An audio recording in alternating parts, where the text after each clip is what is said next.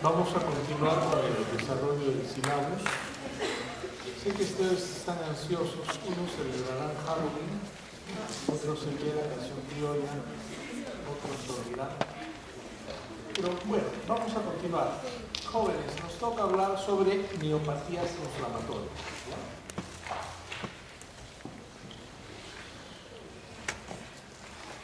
Es importante, en este capítulo de reumatología estamos hablando de articulaciones, de tendones, ¿no es cierto?, de bursas, pero también tenemos que hablar de miopatías de músculos, de afecciones que tienen como, digamos, blanco o centro, ¿no?, de la inflamación, en el caso del músculo. Es importante, jóvenes, insistir siempre que los pacientes vienen, y vuelvo a decir esto, les va a causar a ustedes mucha gracia. El paciente no viene porque dice, doctor, yo tengo una miopatía que me parece que es inflamatoria, aunque mucha gente ya revisa el diagnóstico, tanto como ustedes, ¿no? Pero el paciente va a venir por debilidad. ¿Cuál es el síntoma cardinal más importante de una miopatía? Va a ser la debilidad, ¿ya? Entonces, ¿cuándo vamos a sospechar de una miopatía? ¿No? Pedro, ¿cómo está?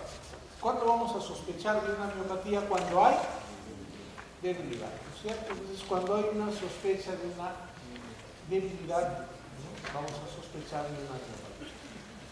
Jóvenes, y es importante anotar que muchas veces la gente va a tener una enfermedad debilitante, como por ejemplo una enfermedad cardíaca, una neoplasia, y él puede tener una sensación de debilidad general. Pero una cosa es tener una debilidad general y otra cosa es tener una debilidad muscular. Generalmente uno tendrá que diferenciar si esta debilidad es objetiva o es subjetiva. Si es objetiva, si es generalizada, un paciente con miastenia gravis, una caquexia puede tener una debilidad, ¿no?, objetiva pero generalizada, ¿no? Pero cuando esta debilidad objetiva es localizada y es simétrica, probablemente si es proximal estaremos frente a una miopatía. Y usted como clínico tendrá que analizar y el paciente le va a contar, doctor, cuando yo subo escaleras siento que no puedo subir adecuadamente porque tengo debilidad. Entonces usted, joven alumno, tendrá que tener muy presente en que se tiene que hacer un árbol de decisiones respecto a la debilidad. Nuestra clase de hoy es sobre miopatías inflamatorias, y las miopatías inflamatorias, ¿cierto?, son un grupo heterogéneo de enfermedades cuya principal característica es la debilidad muscular y la identificación subyacente de inflamación en la biopsia muscular. Es un grupo de enfermedades inflamatorias de causa no bien conocida, pero en la cual la principal característica es la debilidad, y cuando se hacen los estudios y se llega al diagnóstico etiológico, ¿no es cierto?, en la biopsia encontraremos la, digamos, debilidad. Y muchas veces puede haber una debilidad en los músculos proximales, puede haber debilidad en los hombros, en las piernas, puede haber debilidad gradual en la cintura pélvica, puede haber debilidad en los músculos faríneos, y los pacientes no van a decirle tengo debilidad, sino el paciente o la paciente va a tener dificultad para incorporarse, estar sentada, de repente tiene ya dificultad a peinarse, va a haber una debilidad, o de repente tiene que subir al transporte. Bueno, subir al transporte público en Perú es todo una aventura, ¿no es cierto? El que está bien simplemente no lo va a poder hacer, pero son situaciones. Me cuesta trabajo parar, me cuesta trabajo al transporte, me cuesta trabajo peinarme. Hay dificultad para comer, entonces uno puede pensar en que hay una debilidad muscular, ¿cierto? Vamos a hablar en miopatías inflamatorias de tres grandes grupos: la polimiositis, la dermatomiositis y la miopatía por cuerpos de inclusión. Son tres entidades que vamos a ver. se menciona en la literatura internacional que la polimiositis y dermatomiositis tendrían una prevalencia de 5 a 10 casos por millón de habitantes al año, y que la proporción en estas miopatías inflamatorias, la mujer-varón, ¿no?, de 2 a 1, y no afectan sino a los individuos entre los 15 y 44 años. Ahora, cuando hablamos de miopatía, y este es un cuadro muy importante, jóvenes, pueden haber causas miopatías inflamatorias. Vamos a revisar las 3 principales causas de miopatías inflamatorias, que son la polimiositis, la dermatomiositis y la miopatía por cuerpos de inclusión. Pero también pueden causar inflamación, alteración muscular, por ejemplo, el hipotiroidismo, ¿cierto? Puede producirse una afección muscular por hipotiroidismo, el síndrome de Cushing, los trastornos hidroelectrolíticos, las miopatías metabólicas, ¿no es cierto?, los fármacos, ¿no?, las infecciones, ¿no?, y procesos que tienen que ver con rhabdomiolisis, ¿no?, como por ejemplo los traumas, las convulsiones, ¿no?, la intoxicación de alcohol, el ejercicio intenso, ¿no?, la hipertermia maligna y también alteraciones de tipo hereditario, ¿no? Entonces es muy importante, joven, que usted, frente a la debilidad, generalmente una debilidad objetiva, generalmente una debilidad simétrica, generalmente una debilidad proximal, tanto de cintura pélvica como de cintura escapular, o de músculos faringios, ¿no?, u orofaringios, usted pueda estar frente a una posibilidad de miopatía. Pero tenga en cuenta que dentro del diagnóstico diferencial habrá miopatías inflamatorias. Nosotros vamos a revisar las 3 principales, la polimiositis, dermatomiositis y miopatía del cuerpo de inclusión, pero en su diagnóstico diferencial tendrá que verse causas endocrinológicas, que el hipotiroidismo es un ejemplo interesante de miopatía, el síndrome de Cushing, trastornos hidroelectrolíticos, cuadros metabólicos, desórdenes del metabolismo de carbohidratos, urinas, drogas, infecciones y procesos que tengan que ver con rhabdomiolisis, ¿verdad? Las miopatías inflamatorias son un grupo heterogéneo de enfermedades que se caracterizan por tener inflamación crónica, incluso local de la musculatura estriada. De ahí su nombre de miopatías inflamatorias.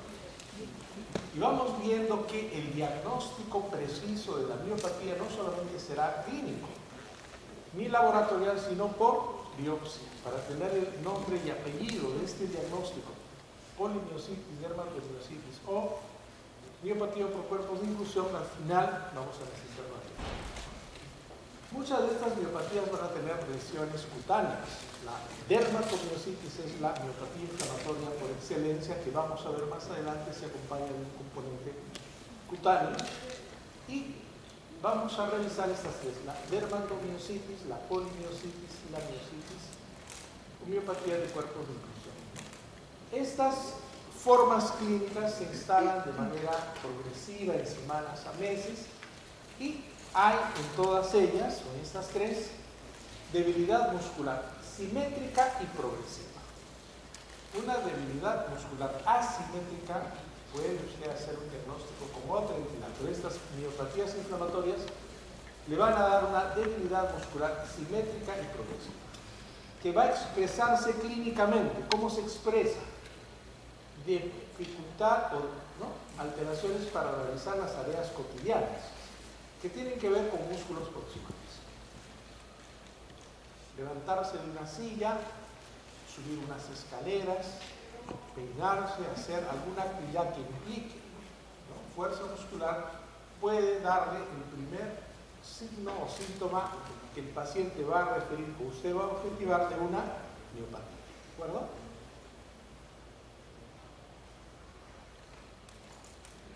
Manifestaciones clínicas de las miopatías inflamatorias, estamos en la parte general todavía. El síntoma principal, el paciente referirá y usted va a objetivar debilidad muscular proximal, simétrica, generalmente indolora de comienzo insidioso, de 3 a 6 meses. Es importante, ¿no? El paciente viene con debilidad muscular proximal, simétrica, indolora de comienzo insidioso de 3 a 6 meses. Pueden haber debilidades a nivel de miembros superiores o miembros inferiores, cintura pélvica, cintura escapular, y en las miopatías la debilidad es insidiosa, es bilateral, es simétrica e indolora, ¿cierto? Y puede en estadios avanzados progresar de la zona proximal a la zona distal. En la polimiositis y en la dermatomiositis, ¿cierto? Por ejemplo, el paciente puede tener imposibilidad de subir escaleras, de levantarse de la silla o del inodoro, y muchas veces puede referir caídas en imposibilidad de levantarse, ¿cierto?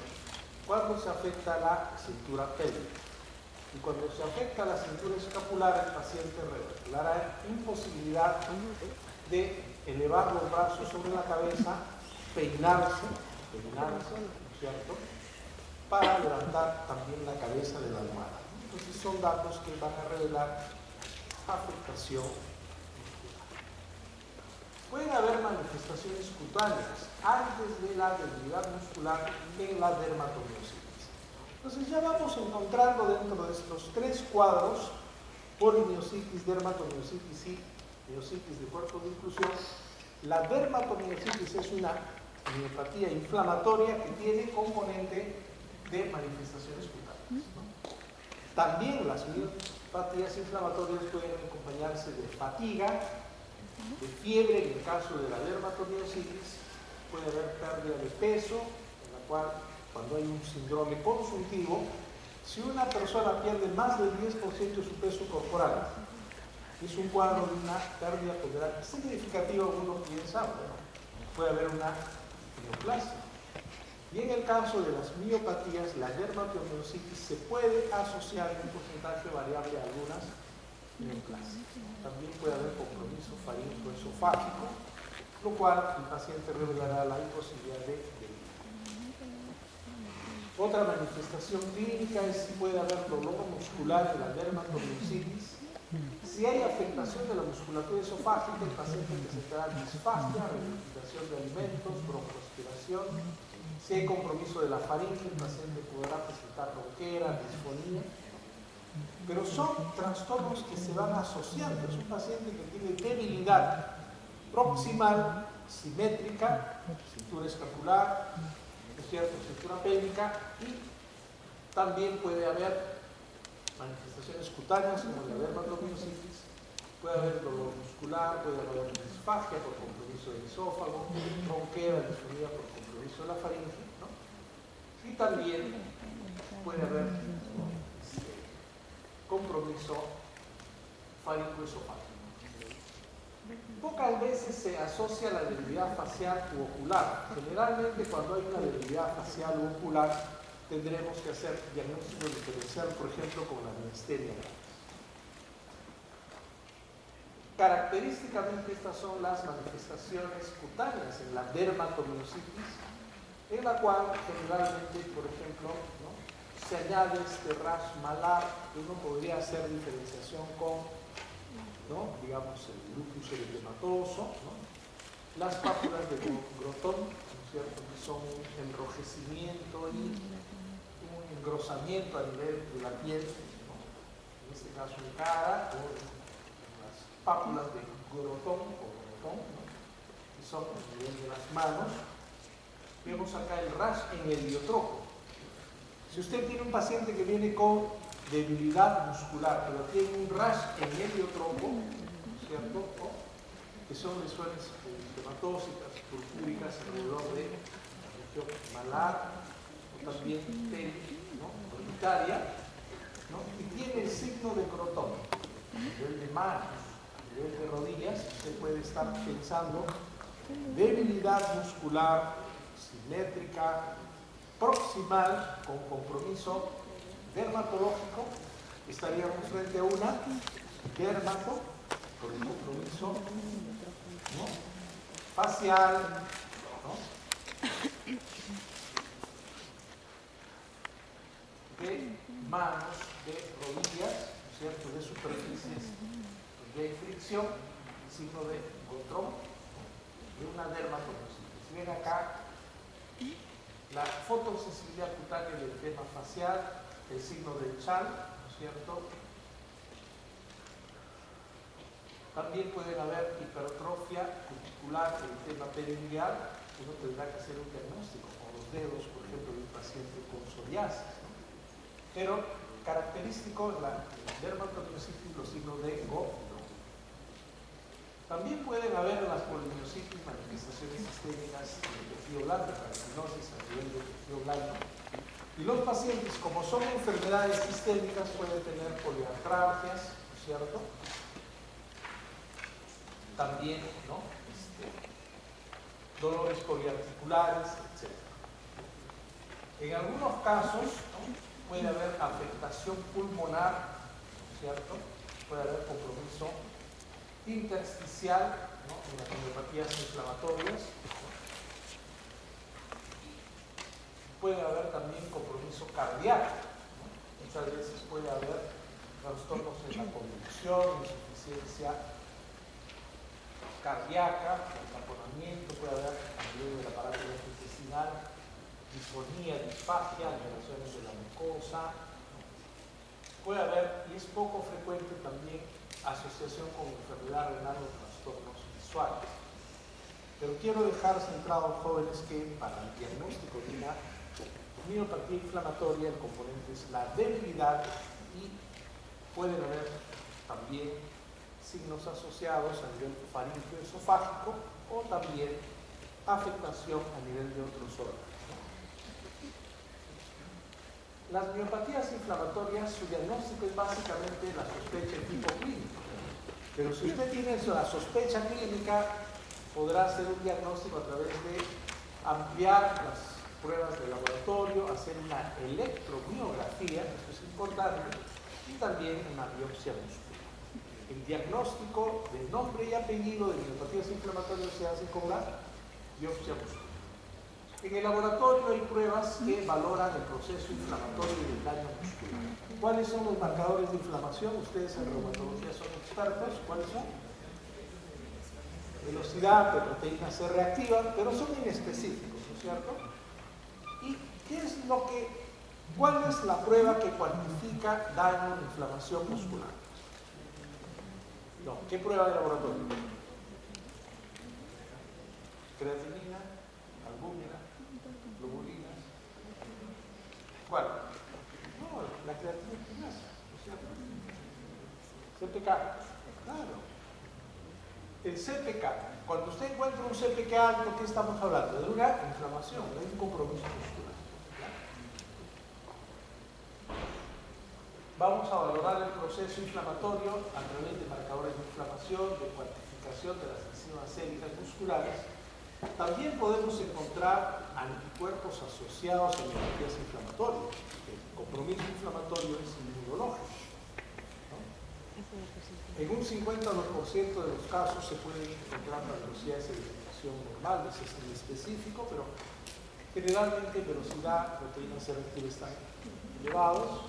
El CPK, ¿no es cierto?, se eleva, ¿no es cierto?, previo a la debilidad muscular que puede disminuir cuando el paciente tiene mejoría. Pero si usted tiene un paciente con debilidad muscular proximal, ¿no?, ya sea de cintura pélvica o cintura escapular, el paciente tiene un rash en el iotropo, un signo de Chal, el signo de Gottron, puedo estar frente a una dermatomiositis. Le encuentro velocidad de sedimentación, proteína C reactiva elevada, hay inflamación. Si le encuentro un CPK elevado, ya estoy casi frente al diagnóstico de un componente de una miopatía inflamatoria, ¿no es cierto? Y si tiene manifestaciones dérmicas, de una dermatomiositis. Y si no tiene manifestaciones dérmicas, ¿cuál sería mi diagnóstico? Por frecuencia, o polimiositis o miopatía o miositis por cuerpo difuso, ¿no es cierto? tabla es importante porque ¿qué eleva las enzimas musculares? El CPK, ¿qué cosa puede elevar? No solamente las miopatías inflamatorias, sino miopatías infecciosas, ¿no? Las miopatías distróficas, la rhabdomiolisis, los fármacos, ¿no? Las miopatías metabólicas, cuadros de hipertermia maligna, las miopatías endocrinológicas, ¿no? La parálisis periódica, trastornos post-ejercicio iatrogénicos, etc. Entonces, usted tiene que juzgar. Una elevación de enzimas no le hace el diagnóstico de miopatía inflamatoria. Es otro elemento más. ¿Por qué? Porque pueden elevar el CPK. ¿Qué pueden elevar? Los cuadros inflamatorios, infecciones, trastornos distróficos, rhabdomiolisis, fármacos, ¿no? Miopatías metabólicas, etc. Hay mucha gente que va al gimnasio y todo el ejercicio que no lo ha hecho en un año, quiero hacerlo en una semana, ¿no? Termina dolorido y puede elevar enzimas. Ustedes se ríen porque hemos visto algunos casos, ¿no es cierto? Gente que se hospitaliza, tiene dolor muscular, debilidad y de repente enzimas, cosas así. Y también, como estamos en este grupo de enfermedades, el 80-90% de los pacientes con polimiositis o dermatomiositis pueden presentar títulos elevados de autoanticuerpos. Y estos autoanticuerpos están dirigidos contra los componentes nucleares, nucleolares o citoplasmáticos que están implicados en procesos claves a nivel intracelular. Hay autoanticuerpos en las miopatías inflamatorias de dos grupos. Autoanticuerpos. Anticuerpos específicos de las miositis, las MSA, cuerpos específicos de las miositis, y también un grupo de anticuerpos asociados a las miositis. Es decir, si yo tengo un paciente con debilidad, con enzimas elevadas, con marcadores de inflamación elevados, con autoanticuerpos, estoy acercándome cada vez más al diagnóstico de la miopatía inflamatoria. En realidad, el grupo de autoanticuerpos específicos de miositis son bien amplio. Yo lo voy a dejar ahí, pero pues deber conocerlo. Estos, digamos, marcadores ya se trabajan a nivel de la especialidad de reumatología. La electromiografía, este dato es importante, jóvenes. Es sensible, pero no específico. Permite evaluar grupos musculares, ¿no? Y nos va a permitir, en primer lugar, definir si esa debilidad es por componente muscular o por componente neuropático. ¿Para qué le hago la electromiografía? Para definir si mi debilidad, al margen del cuadro clínico, tiene un componente de daño muscular o miopático. ¿Se entiende eso? ¿No es cierto? Que tú puedes tener debilidad en las piernas por un compromiso también de tipo no necesariamente muscular, sino neuropático. Puede haber una paraparesia.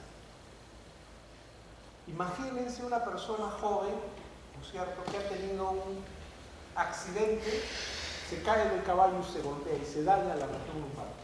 Puede tener una paraparesia. No necesariamente usted va a pensar que tiene un problema muscular. Puede tener un problema neuropático porque hay un antecedente de caída neurológico. Y a través de la electromiografía se puede hacer, ¿cierto? Es sensible pero no específico para evaluar grupos musculares, ¿no?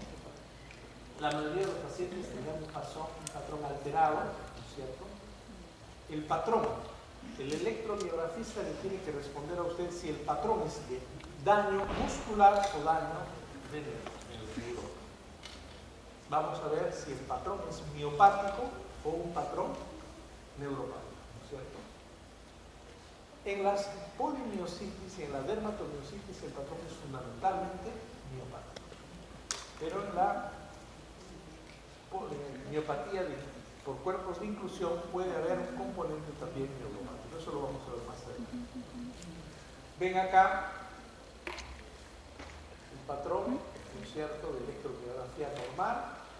Acá tienes un componente de lesión neuropática de neurona y acá una lesión de emoción. La pregunta es, para el estudio de una miopatía inflamatoria, además de la clínica, el laboratorio, la definición de los autoanticuerpos, que es un estudio bastante especializado.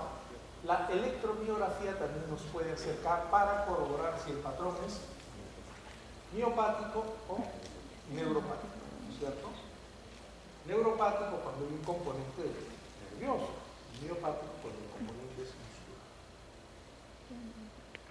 Para finalmente llegar a la biopsia muscular. Hay que hacer biopsia muscular, ¿por qué? Porque son enfermedades, las miopatías inflamatorias que requieren de un tratamiento inmunológico.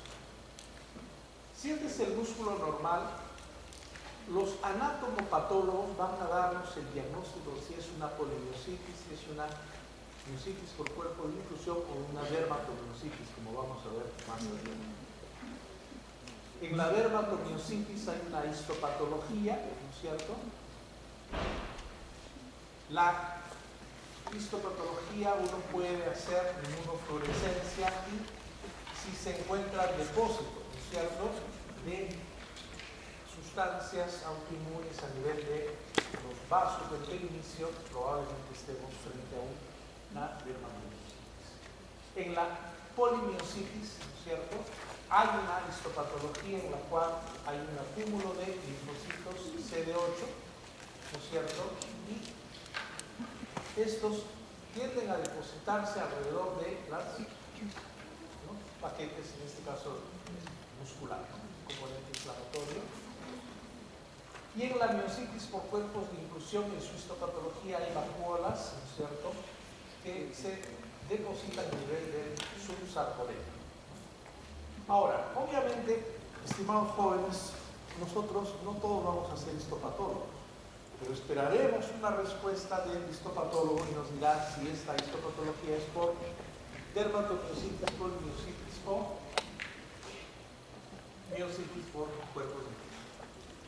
También se puede evaluar el compromiso muscular o extramuscular a través de la resonancia magnética para ver la afectación muscular del patrón, ¿no es cierto?, general de actividad. Se podría pedir una tomografía de tórax para ver la enfermedad intersticial que se asocia a la polimiositis o dermatomiositis.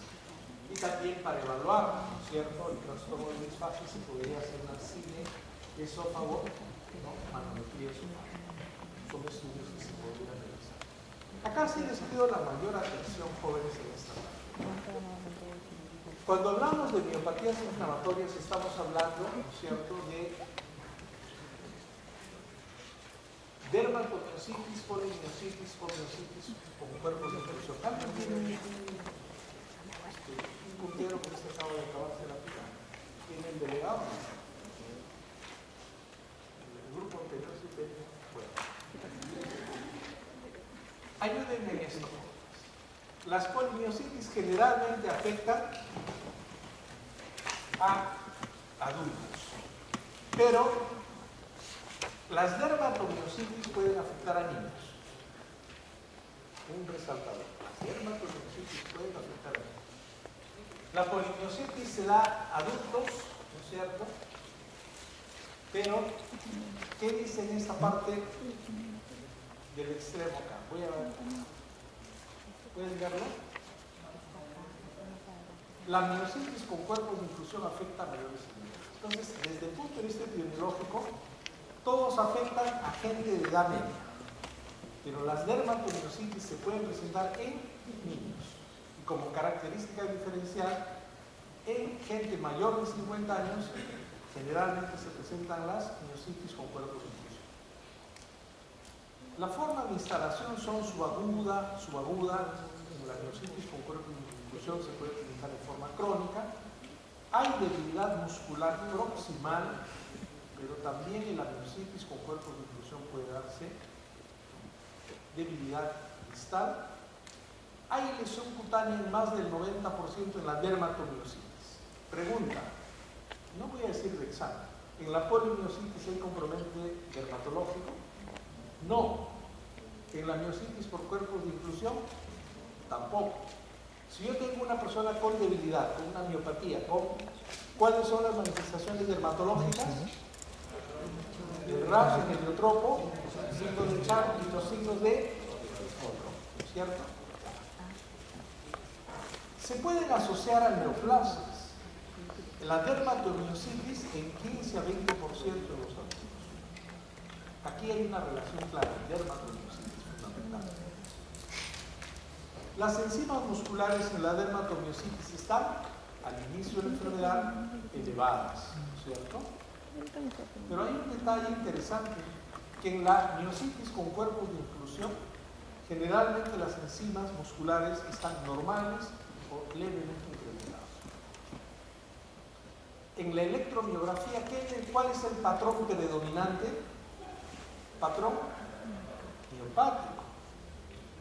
Pero acá, en la miositis de cuerpos de inclusión, ustedes ven acá la flechita. El patrón puede ser miopático y también neuropático, un patrón mixto. Entonces vamos viendo alguna diferenciación. Entre polimiositis y dermatomiositis hay dos características. La dermato se da también en niños, tiene su componente dermatológico de los signos que ya hemos mencionado. ¿Y qué características vamos viendo en la miositis con cuerpos de inclusión? Mayores de 50 años. También puede dar compromiso distal. Las enzimas musculares pueden estar normales o con muy discreto incremento. Y en la electromiografía el patrón miopático y también neuropático. Entonces ya tiene usted algunas características para pensar que este individuo con debilidad, si es mayor de 50 años, no tiene manifestaciones dermatológicas, pero tiene compromiso distal. Las enzimas no se han elevado mucho, pero tiene un patrón miopático y también neuropático. No va a pensar en una polimiositis ni dermatomiositis, sino en miositis por cuerpo de inclusión. En la dermatomiositis se asocia a esclerodermia o enfermedad mixta de tejido conectivo, la polimiositis también, alguna enfermedad de colagenopatía. En la miositis por cuerpo de inclusión es rara su asociación con colagenopatía. La respuesta al tratamiento corticoide y inmunosupresor es muy buena en dermatomiositis, buena en polimiositis y escasa en la miositis por cuerpos de inclusión. ¿De acuerdo? Y aquí hay unas características de la histología en la cual en la dermatomiositis hay un infiltrado celular a nivel con linfocitos B, linfocitos CD4, en la polimiositis con linfocitos CD8, en la miositis con cuerpos de inclusión también de linfocitos CD8. Hay depósito vascular, ¿no es cierto?, a nivel de dermatomiositis, no en la polimiositis y no en la miositis con cuerpos de inclusión. La anatomía patológica de la dermatomiositis, además del infiltrado de linfocitos B, CD4, hay compromiso, ¿no?, también de depósitos a nivel perivascular. Con este cuadro jóvenes, doble resaltadora, póngale, ustedes tienen resaltadores fosforescentes, ¿no? Ahora en Halloween tienen que volverse esto a la clase. En la dermatomiositis, y esto es una repetición, lo voy a hacer. Hay una polimiositis en la cual además existe un exantema característico que a menudo precede a la actividad muscular. La erupción más específica, ¿cómo se llama? El exantema en heliotropo, de color azul o púrpura, que se localiza sobre los párpados y va acompañado de edema.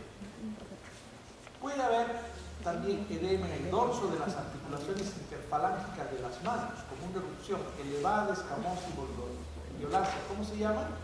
Pápulas de Gotrón. ¿Cierto? Pápulas. Cuando yo hablo de Gotrón es una manifestación dermatológica de la dermatomiositis. Pregunta, casi de examen. ¿En la polimiositis hay pápulas de Gotrón? No.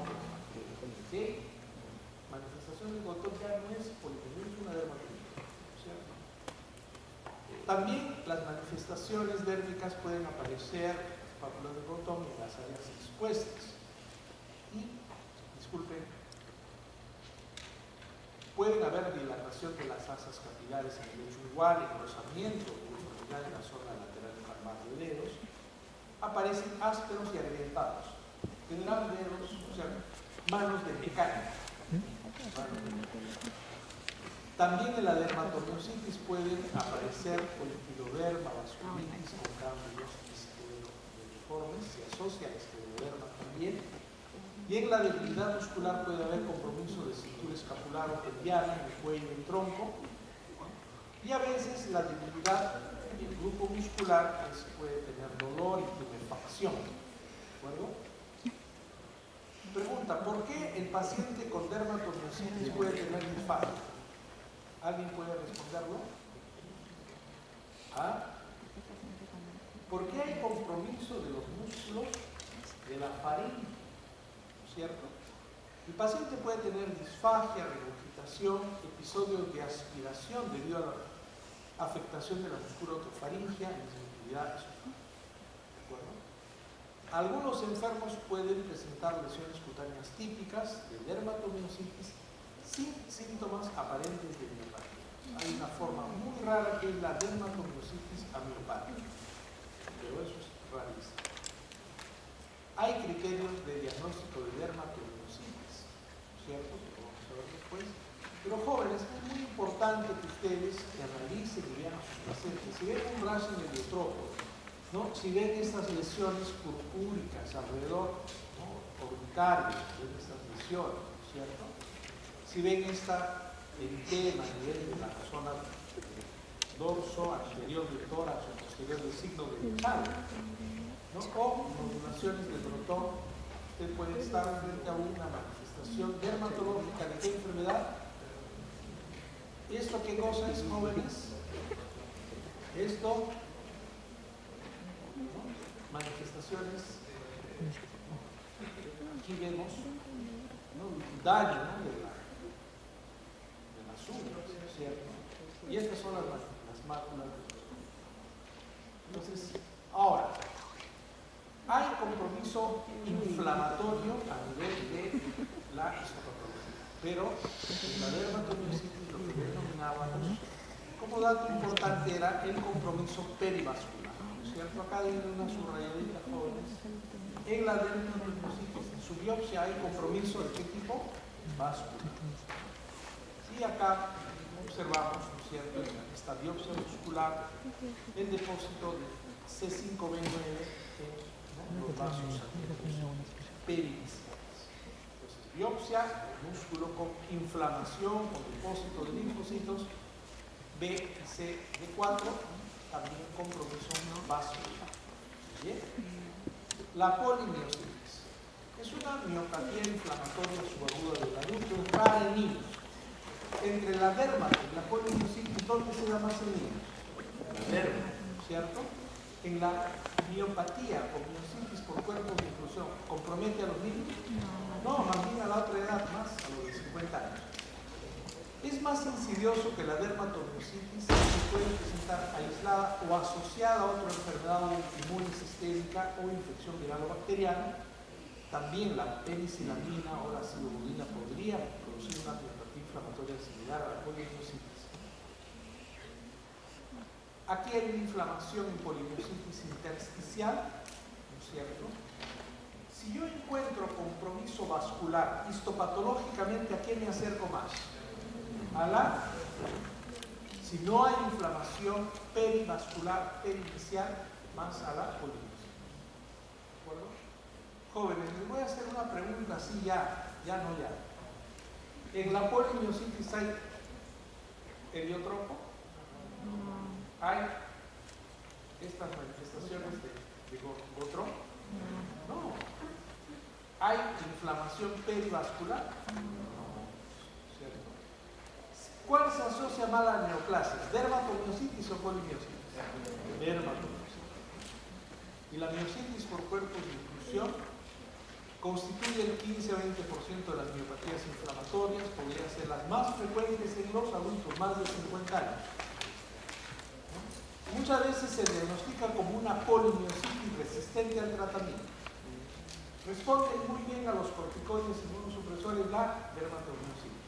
Bien, polimiositis.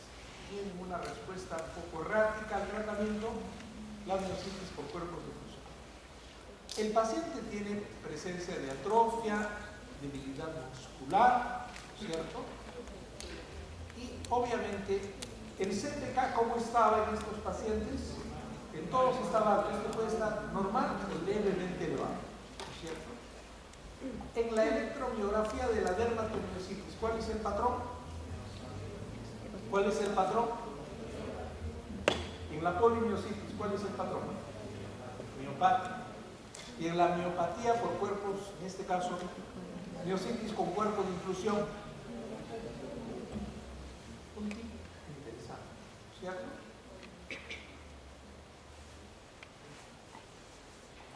Por encima de los 50 años es la miopatía más inflamatoria. Muchas veces se puede confundir con la polimiositis. Casi todos los enfermos tienen debilidad y atrofia muscular, no solamente proximal, sino también distal, ¿de acuerdo? La disfagia frecuente se puede acompañar de episodios de disfagia. La exploración de la sensibilidad es normal, pero algunos pacientes con miositis por cuerpo de inclusión pueden tener la sensibilidad vibratoria disminuida.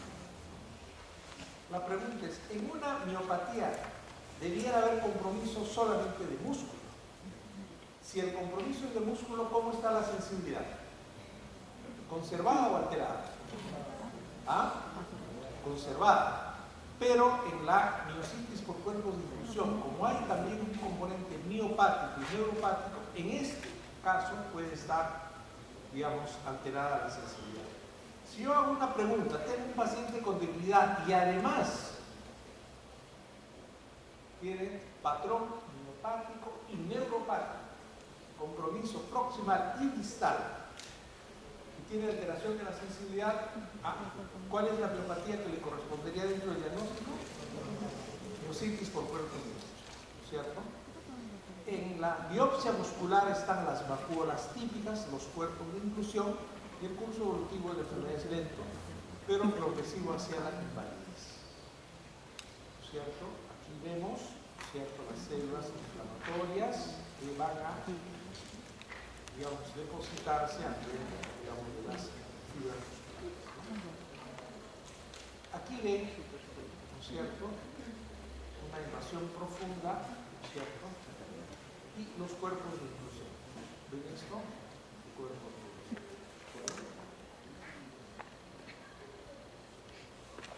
Una lámina en 1953 se describió que algunas miopatías podrían estar asociadas a neoplasias, ¿cierto? Y se asume que el paciente con miopatía inflamatoria tiene un riesgo de 3 a 6 veces superior que la población general al desarrollar un cáncer. O sea, las neoplasias que más se asocian, ¿a qué miopatía se asocia? ¿A la dermato, a la piomiositis o a la miositis por cuerpo de inclusión? A la dermatomiositis. Después del diagnóstico de dermatomiositis, hasta en un 58% de los pacientes pueden desarrollar una neoplasia. ¿Cuáles? Cáncer de ovario, pulmón, páncreas, linfoma no Hodgkin, estómago, mama y colorectal. Se sugiere que todo paciente mayor de 50 años con miopatía inflamatoria debemos hacer un cribado de jóvenes. Hasta ahí creo que más o menos estamos entrando. Yo tengo un paciente con debilidad proximal, simétrica, objetivada, un paciente que no puede pararse, no puede subir escaleras, no puede subir al transporte público, no puede peinarse, etc. Sospecho una miopatía. Si el paciente tiene velocidad de sedimentación, proteína C reactiva y enzimas musculares elevadas, una miopatía inflamatoria. Si tiene un componente miopático, es una miopatía inflamatoria, y si tiene rash en el heliotropo, ¿no es cierto?, signos de Gottron, dermatomiositis. ¿De acuerdo? Si tiene todo eso menos las manifestaciones dermatológicas, una miopatía. Pero si mi paciente tiene más de 50 años, tiene debilidad proximal y distal, tiene una electromiografía con componente miopático y neuropático, estamos frente a una miositis con cuerpos de inclusión. Eso ha quedado claro. Yo soy muy fino y me dicen hay un componente inflamatorio muscular con depósito alrededor de los vasos sanguíneos. Dermatomiositis. Si hay cuerpos de inclusión, ¿no es cierto? Miositis por cuerpos de inclusión. Entonces, la cosa, el secreto está en la sospecha de diagnóstico. Ojo, todas las debilidades no son proteínas inflamatorias. Hay causas farmacológicas, causas endocrinológicas, causas neurológicas, ¿no? Y un, número importante de diagnósticos. Pero ¿cómo sé que es inflamatorio? PCR, CPK, y si quiero hacer mi diagnóstico diferencial, tengo que diferenciar entre las neuropatías inflamatorias, la polimiositis, la dermatomiositis, polimiositis y la miositis con 3 a 6 veces más asociado con neoplasia, fundamentalmente la dermatomiositis, ¿cierto? Tratamiento 1 a 2 miligramos por kilo por día con corticoides, porque hay autoanticuerpos que están ahí dañando el músculo. También se puede dar cursos de solona, ¿cierto? Y esta tablita también es importante, el tratamiento con corticoides cuando se asocia a metotrexato o a azathioprina, que es el primer escalón del tratamiento de la neuropatías inflamatorias. Corticoides, metotrexato, etc. El rituximab parece ser de utilidad en los pacientes refractarios al tratamiento convencional. También se pueden utilizar como inmunosupresores para frenar el fenómeno autoinmune la ciclosporina, el tacrolimus y el micofenolato mofetil, que pueden ser útiles acaso refractarios. ¿Refractarios a qué? A los corticoides, ¿cierto? Especialmente en pacientes con afectación cutánea, pulmonar o intersticial. Y en los pacientes que tienen especialmente dermatos o polimiositis, afectación pulmonar, se puede utilizar la ciclofosfamida. Bien, jóvenes,